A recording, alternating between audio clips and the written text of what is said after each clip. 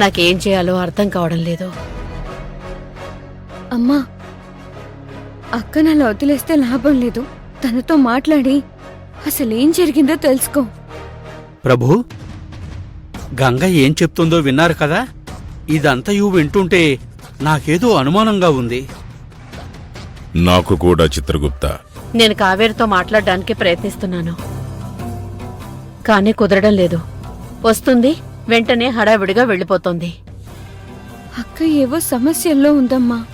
ఆ విషయం తెలుస్తోంది బిడ్డా. అవన్నీ మనకు తెలియకుండా ఎందుకు దాస్తుందో తెలియడం లేదు. సందేహము లేదు చిత్రగుప్త. మన అంగుళీకము గురించి ఆ కావేరికి తెలుసును. తెలిసినను కూడా మనకు చెప్పుటలేదు. అవును ప్రభు, మనం వెంటనే ఆ బాలిక దగ్గరికి వెళ్ళాలి. రండి.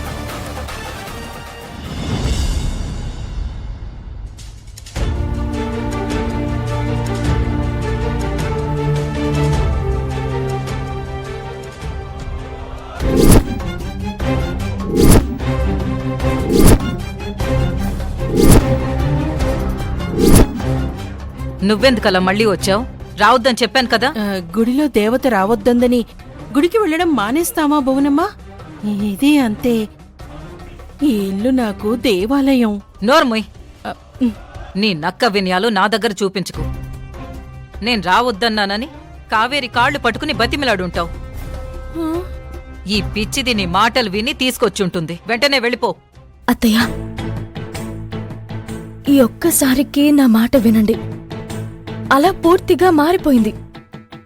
కొంతకాలం తనని ఇక్కడే ఉండనివ్వండి. నేను నమ్మను కావేరి. ఇలాంటి వాళ్ళు ఎప్పటికీ మారరు. నువ్వు చెప్పు మైసమ్మ, ఇలా మారిందా?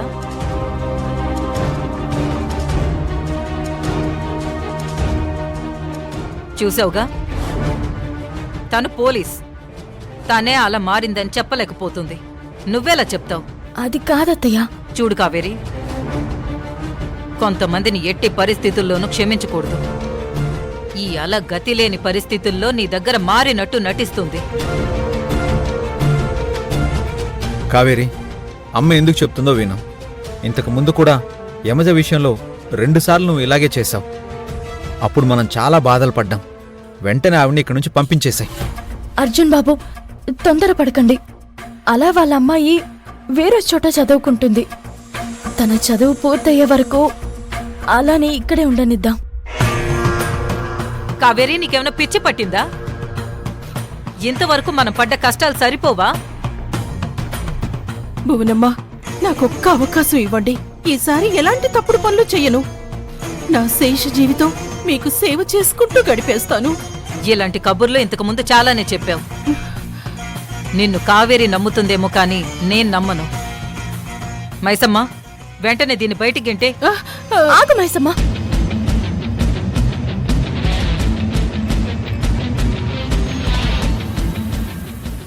అత్తయ్య, నా మాట వినండి. తను ఏ దిక్కు లేని నిస్సహాయ స్థితిలో ఉంది. అలాంటి వాళ్ళు లోకంలో చాలా మంది ఉన్నారు. అందర్నీ ఆదుకోలేం కదా.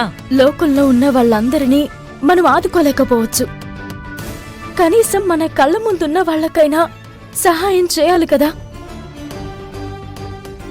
కనిపించే మనిషికి మనం సహాయం చేస్తే కనిపించని దేవుడు మనకి సహాయం చేస్తాడు.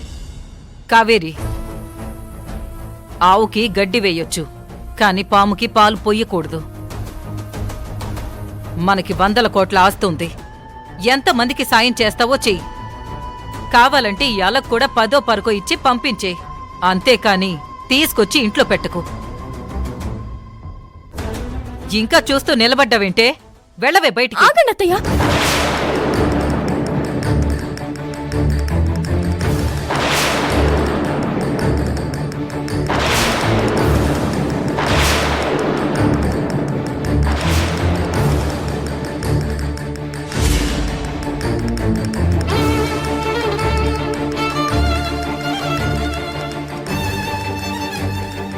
అత్తయ్య, మీకు చేతులెత్తి మొక్కుతున్నాను.